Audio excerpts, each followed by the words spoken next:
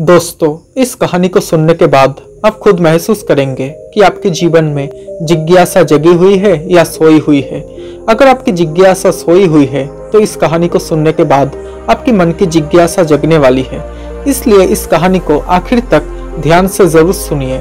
दोस्तों, खास करके ये कहानी स्टूडेंट्स के लिए है।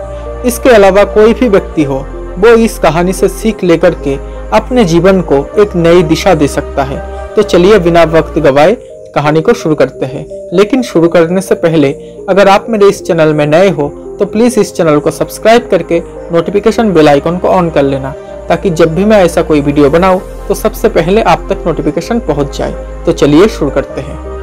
दोस्तों, मोहन नाम का एक लड़का था जो किसी सेठ जी के यहाँ काम करता था।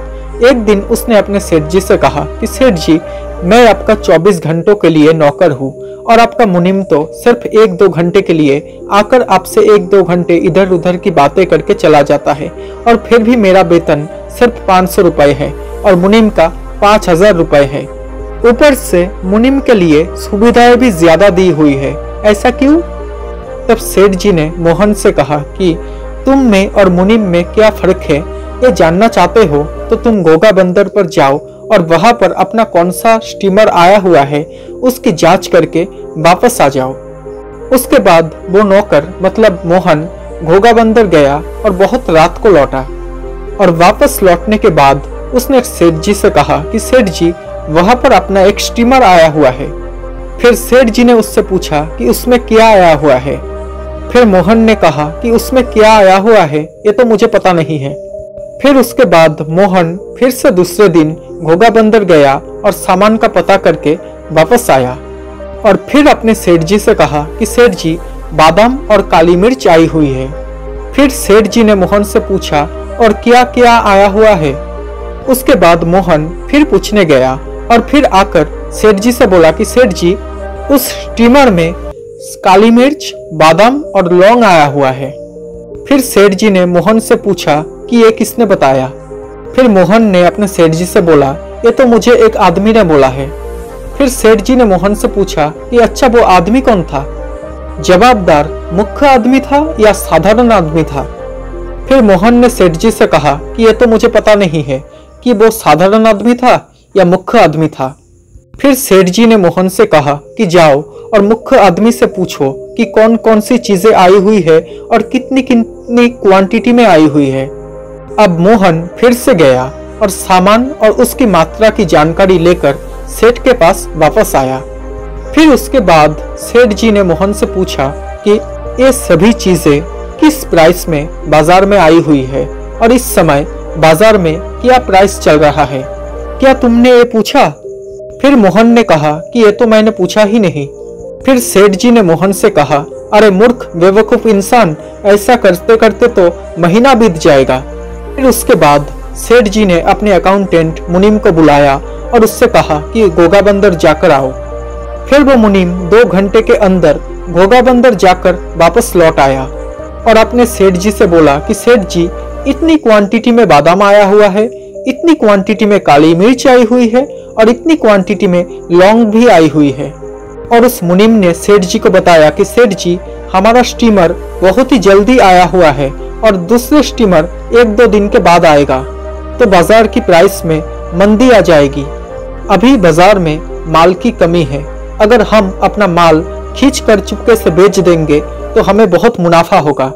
आपके यहाँ पर आने जाने में बहुत देर हो जाती है, इसलिए मैं आपसे पूछने नहीं आया और माल को बेच दिया। अच्छे पैसे भी मिले हैं और ये रहा 2 लाख का चेक। फिर उसके बाद सेठ जी ने मोहन से कहा कि देख लिया फर्क, अगर तू सिर्फ चक्कर काटता रहता और अगर 2-4 दिन देर हो जाता तो मुझे 5 लाख का नुकसान होता, और इस मुनीम ने 5 लाख रुपए के घाटे को रोककर 2 लाख का मुनाफा करके आया हुआ है। इसको मैं 5000 रुपए देता हूँ तो भी सस्ता है और तुझे 500 रुपए देता हूँ तो भी महंगा है। बेवकूफ, तुझ में इतनी भी जिज्ञासा नहीं है। तो दोस्तों, इस कहानी से हमें ये सीखने को मिलता है कि बिना जिज्ञासा का इंसान आलसी और प्रमादी हो जाता है और तुच्छ रह जाता है, जबकि जिज्ञासु इंसान हर काम में तत्पर और कर्मठ होता है। जिसके अंदर जिज्ञासा है वो इंसान छोटी छोटी बातों में भी रहस्य खोज लेता है। और जिसके जीवन में जिज्ञासा नहीं है वो इंसान रहस्य को देखते हुए भी उसे अनदेखा कर देता है। जिज्ञासु की नजर बहुत तेज होती है और वो हर घटना को बारीकी से देखता और खोजता है और खोजते खोजते रहस्य को भी प्राप्त कर लेता है। अगर किसी क्लास में 50 विद्यार्थी पढ़ते हैं जिसमें सबके एक ही टीचर होते हैं और पाठ्य पुस्तक भी एक जैसे ही होते हैं, लेकिन जो स्टूडेंट्स शिक्षकों की बातों को ध्यान से सुनते हैं और जिज्ञासा करके प्रश्न पूछते हैं, वही विद्यार्थी अपने माता पिता और स्कूल का नाम रोशन करते हैं। और जो विद्यार्थी पढ़ते समय ध्यान नहीं देते हैं और सुना अनसुना करते हैं, वो विद्यार्थी थोड़े से ही नंबर प्राप्त करके अपने जीवन की गाड़ी को बोझिली बनाकर घसीटते रहते हैं और बड़े होकर किस कोने में मर जाते हैं कुछ पता नहीं चलता। इसलिए दोस्तों, जिज्ञासु बनो और जब शिक्षक आपको पढ़ाते हो तो उस समय ध्यान देकर पढ़ा करो। अगर समझ में नहीं आए तो अपने आप समझने की कोशिश करो और जब अपने आप उत्तर ना मिले तो शिक्षक या अपने साथी से पूछ लो और ऐसा करके अपने जिज्ञासा को बढ़ाओ। दोस्तों, जिसके जीवन में जिज्ञासा नहीं है उसको अगर ब्रह्मा जी भी उपदेश दे तो भी क्या होगा। जो व्यक्ति जितना ज्यादा जिज्ञासु और तत्पर होगा वो व्यक्ति उतना ही ज्यादा सफल होगा। तो तुम पीछे क्यों रहो, बल्कि जिज्ञासु और तत्पर बनो। सफलता तुम्हारा ही इंतजार कर रही है। दोस्तों, इस कहानी में जिस सफलता की बात की जा रही है उसकी शुरुआत जिज्ञासा से होती है। अगर आपके जीवन में जिज्ञासा जगी हुई है तो आप भौतिक रूप से, मानसिक रूप से, बौद्धिक रूप से और आध्यात्मिक रूप से दूसरों से उतना ही आगे रहेंगे। तो दोस्तों, आपको ये कहानी कैसी लगी? अगर अच्छी लगी हो तो please subscribe my channel and press the notification bell icon. Thank you so much guys for watching this video. Stay happy, stay blessed. Bye.